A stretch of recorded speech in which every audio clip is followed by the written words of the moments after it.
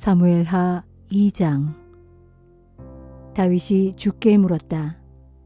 이제는 제가 유다 지파의 한 성읍으로 들어가도 되겠습니까? 주께서 대답하셨다. 올라가라. 다윗이 다시 물었다. 제가 어느 성읍으로 들어가야 되겠습니까? 주께서 대답하셨다. 헤브론으로 올라가라. 다윗은 자기의 두 아내, 즉 이스라엘 여인 아히노암과 나발의 아내였던 갈멜 여인 아비가일을 데리고 헤브론으로 올라갔다. 다윗의 부하들도 모두 자신들의 가족을 거느리고 다윗과 함께 올라가서 헤브론의 여러 성읍에서 살게 되었다. 그러자 유다 지파의 사람들이 헤브론으로 나와서 다윗에게 기름을 부어 자기들의 왕으로 세웠다. 한편 다윗은 길르앗의 야베스 주민들이 사울의 시체를 거두어다가 장사를 지냈다는 말을 듣게 되었다. 다윗은 길르앗의 야베스 사람들에게 사신들을 보내어 이렇게 전했다. 여러분이 사울 왕의 시체를 장사 지내줌으로써 그분에게 끝까지 충성하였으니 주께서 그 충성을 보시고 여러분에게 보답해 주시기를 빕니다. 주께서 여러분에게 변함없는 사랑과 진실하심을 베풀어 주시기를 바라는 마음으로 나도 여러분에게 좋은 일로 보답해 드리겠습니다. 비록 여러분의 왕 사울은 죽었지만 유다 지파가 나에게 기름 부어 자기들의 왕으로 세워놓았습니다. 그러니 여러분은 낙심하지 말고 강하고 담대해지시기 바랍니다. 한편 사울의 군사령관이었던 넬의 아들 아브넬은 사울의 아들 이스보셋을 데리고 마하나임으로 건너갔다.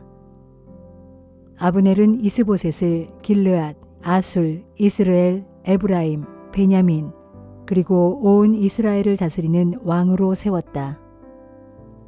사울의 아들 이스보셋은 40세에 왕이 되어 2년 동안 다스렸다. 하지만 유다 지파는 다윗을 따랐다. 다윗은 유다 지파의 왕이 되어 헤브론에서 7년 6개월 동안 다스렸다. 어느 날 넬의 아들 아브넬이 사울의 아들 이스보셋의 부하들을 거느리고 마하나임을 떠나 기브온으로 갔다. 수르야의 아들 요압도 다윗의 부하들을 거느리고 나와서 기브온 연못가에 진을 쳤다. 이렇게 아브넬과 요압은 기브온의 연못가에서 서로 대치하게 되었다. 아브넬이 요압에게 말했다. 젊은이들 몇 명씩을 뽑아서 모두가 지켜보는 가운데 1대1로 겨루게 해보자. 요압도 찬성했다. 좋다. 그렇게 해보자. 이스보셋 편에서는 베냐민 사람 12명이 나섰고 다윗 편에서도 12명이 나섰다. 젊은 군인들은 서로 상대편의 머리카락을 거머쥐고 똑같이 상대편의 옆구리를 칼로 찔러 모두 함께 죽었다. 그리하여 사람들은 기브온의 그 자리를 헬갓 핫수림이라 불렀다. 칼날의 벌판이란 뜻이다. 그날 치열한 전투 끝에 아브넬이 지휘하는 이스라엘 군대가 다윗의 군사들에게 패하여 도주했다. 수르야의 세 아들, 즉 요압과 아비새와 아사헬도 그 전투에 가담하고 있었다. 아사헬은 들로루처럼 발이 빠른 자였다. 아사헬이 아브넬을 뒤쫓기 시작했다. 그는 오른쪽으로나 왼쪽으로나 아무데도 치우치지 않고 곧장 아브넬만을 따라붙었다. 그러자 아브넬이 뒤를 돌아보며 물었다. 아사헬아, 네가 나를 쫓아오는 거냐? 아사헬이 대답했다. 그렇다, 나다. 아브넬이 그에게 말했다. 나를 쫓아오지 말고 오른쪽으로나 왼쪽으로 방향을 틀어서 젊은 애를 하나 붙잡아 그의 무기나 빼앗아 가도록 해라. 하지만 아사헬은 그 말을 무시하고 계속 아브넬만을 뒤쫓았다. 아브넬이 다시 한번 아사헬에게 경고했다. 더 이상 나를 쫓아오지 말아라. 내가 굳이 너를 창으로 찔러야 하겠느냐? 내가 너를 죽이면 내가 어떻게 네 형 요압의 얼굴을 볼 수 있겠느냐? 그런데도 아사헬은 방향을 바꾸지 않고 계속 뒤쫓았다. 결국 아브넬은 창끝으로 아사헬의 배를 찌르고 말았다. 아사헬은 엎어져서 그 자리에서 죽고 말았다. 그러자 뒤따르던 유다의 군사들이 아사헬이 쓰러져 죽은 곳에 이르러서는 모두 멈추어 섰다. 하지만 요압과 아비새는 해질 때까지 아브넬을 계속 추격하여 암마 언덕에까지 이르렀다. 그곳은 기브온의 황무지가 시작되는 기아 맞은편이었다. 베냐민 지파의 군사들은 아브넬의 뒤쪽에서 집결하여 암마 언덕의 꼭대기에 진을 치고 있었다. 아브넬이 요압에게 큰 소리로 외쳤다. 무엇 때문에 우리가 끝없이 칼부림을 해야 되겠느냐? 결국 서로 간의 끔찍한 결과만 초래할 뿐임을 네가 알지 못하느냐? 네 부하들에게 더 이상 동족을 추격하지 말라고 어서 빨리 명령을 내려라. 요압이 대답했다.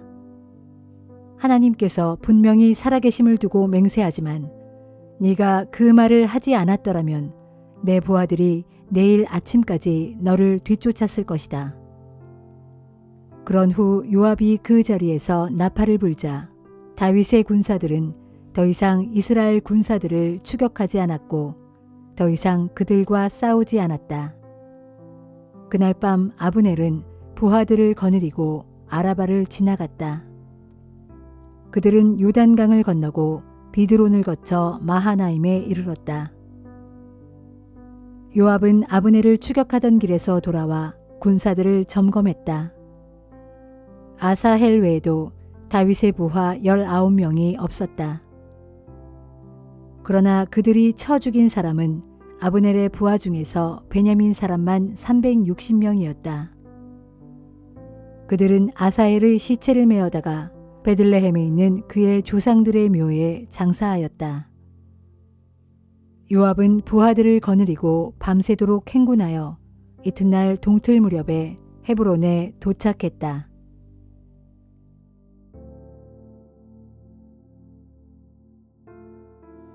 고린도전서 13장.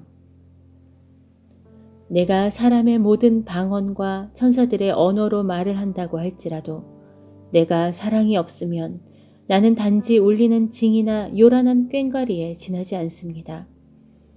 내가 예언의 은사를 받아서 모든 비밀들과 모든 지식들을 다 통달할지라도 또 산을 능히 옮길 만한 큰 믿음을 지녔다고 할지라도 내게 사랑이 없다면 나는 아무것도 아닙니다.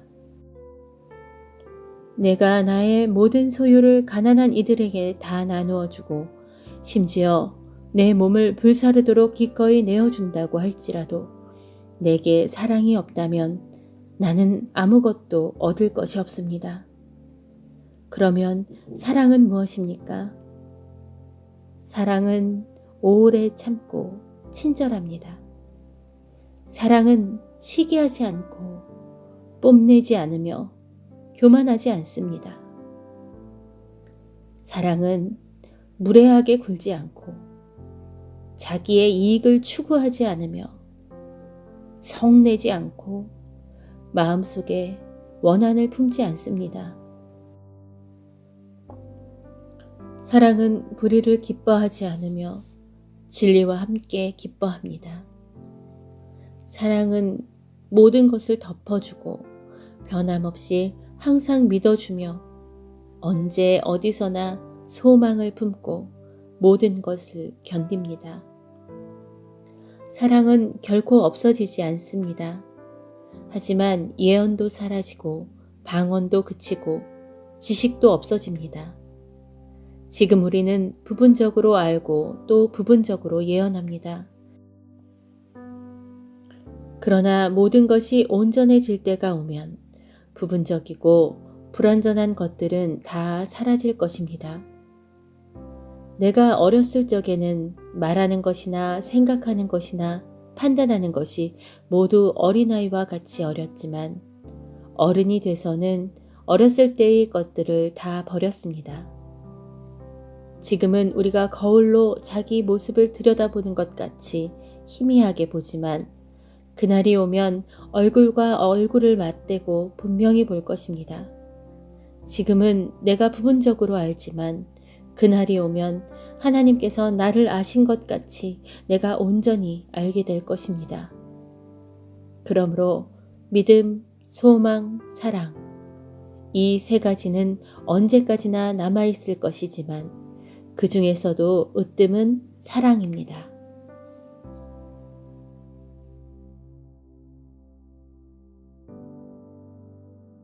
에스겔 11장. 그때 주의 영이 나를 들어 올리셔서 주님의 성전 동쪽으로 향한 동문으로 데리고 가셨다. 거기서 내가 보니 그 문의 입구에 25명이 모여 있었다. 그들 가운데 아술의 아들 야하사냐와 브냐야의 아들 블야다도 보았는데 그들은 예루살렘 성읍의 지도자들이었다. 주께서 내게 말씀하셨다. 너 사람아, 내가 보고 있는 이 사람들은 마음속에 불의한 생각을 품고서 이 예루살렘 성읍에서 악한 일을 꾀하는 자들이다. 그들이 말하기를 우리의 집들이 최근에야 건축되지 않았느냐. 그러므로 집을 다시 건축하려면 아직도 멀었다. 보라, 우리의 예루살렘 성읍은 가마솥같이 견고하고 우리는 그 안에 든 소중한 고기와 같아서 이 성읍이 우리를 안전하게 보호해 줄 것이다 하는구나. 그러므로 너 사람아, 너는 그들을 쳐서 예언하고 그들을 꾸짖으며 예언하라. 그때 주의 영이 내게 내려와 내게 말씀하셨다. 너는 그들에게 이렇게 선포하여라. 이르기를 주께서 말씀하신다. 이스라엘 족속아, 나는 너희가 무슨 말을 하고 무슨 생각을 마음속에 품고 있는지 다 알고 있다. 너희는 이 도성 예루살렘에서 많은 사람들을 죽였고 그들의 시체들로 거리마다 가득 채워놓았다. 그러므로 나 주가 말한다. 너희가 죽여서 거리에 내던진 시체들이 그 고기요. 이 도성 예루살렘은 그 가마솥이 되겠지만 그러나 너희는 가마솥 안의 고기가 절대로 아니다. 그것은 내가 너희를 그 가마솥에서 끄집어낼 것이기 때문이다. 나 주가 말한다. 너희가 두려워하는 것이 전쟁의 칼이므로 내가 그 칼을 너희에게 보낼 것이다. 내가 기필코 너희를 이 도성 예루살렘에서 끌어내어 낯선 이방 사람들의 손에 넘겨 너희를 징벌할 것이니 너희는 칼에 찔려 모두 죽게 될 것이다. 그날에 내가 너희를 이스라엘 국경에서 심판할 것이니 그때서야 너희가 나를 주인 줄 깨닫게 될 것이다. 그렇다. 이 예루살렘 도성은 너희에게 안전한 가마솥이 되어주지 않을 것이고 너희도 그 가마솥 안에 들어있는 소중한 고기가 되지 못할 것이다. 그날에 내가 너희를 예루살렘에서 끄집어내어 이스라엘 국경에서 가차없이 심판할 것이기 때문이다. 그때서야 너희가 나를 주인 줄 깨닫게 될 것이다. 참으로 너희는 내 규례를 따르지 않았고 내 율법도 지키지 않았다. 도리어 너희는 너희 주변에 있는 이방 나라의 악한 관습대로 살아왔다 하여라. 내가 이 예언을 선포하고 있을 때 브냐야의 아들 블라다가 갑자기 쓰러져 죽었다. 그래서 나는 땅에 엎드려 큰 소리로 주께 부르짖었다. 아, 주 하나님이시여, 정녕 이스라엘의 남은 자들을 다 없애버리려고 하십니까? 주의 말씀이 내게 내렸다. 너 사람아, 예루살렘에 남아있는 자들이 포로가 되어 바빌로니아 땅에 끌려간 내 모든 형제, 곧 너희 형제와 친척과 이스라엘 온 족속을 두고 말하기를 그들은 주께로부터 아주 멀리 떨어진 곳에 있다. 그러므로 이 땅은 이제 우리에게 주어져 우리의 소유가 되었다 하는구나. 그러나 너는 그들에게 이렇게 선포하라. 이르기를 주 하나님께서 말씀하신다. 내가 비록 저들을 이 땅에서 멀리 쫓아내어 여러 이방 민족들 가운데와 문 나라들 사이에 흩어놓은 것은 사실이지만 저들이 쫓겨나 흩어져 있는 문 나라들에서 내가 저들과 함께하여 잠시 저들을 위해 성소가 되어줄 것이다 하여라. 너는 또 그들에게 이렇게 전하여라. 이르기를 주 하나님께서 말씀하신다. 때가 이르면 내가 저들을 그 쫓겨나 있는 여러 민족들 가운데서 불러 모으고 그 흩어져 사는 문 나라들 가운데서 모아들여 저들을 다시 이 땅으로 데려와 저들에게 이스라엘 땅을 줄 것이다 하여라. 그러면 저들이 이 땅으로 다시 돌아와서 이 땅 가운데 있는 모든 보기 싫은 것들과 혐오스러운 우상들을 다 없애버릴 것이다.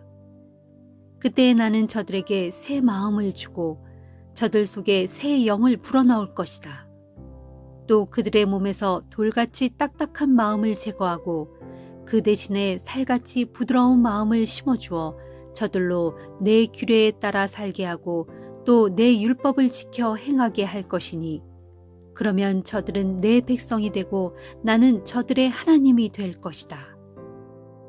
그러나 그 역겹고도 혐오스러운 우상에게 마음을 뺏겨 그것들을 계속 섬기고 따르는 사람들에게는 내가 그들이 행한 모든 악한 행위대로 그들의 머리 위에 하나도 남김없이 다 갚아주겠다.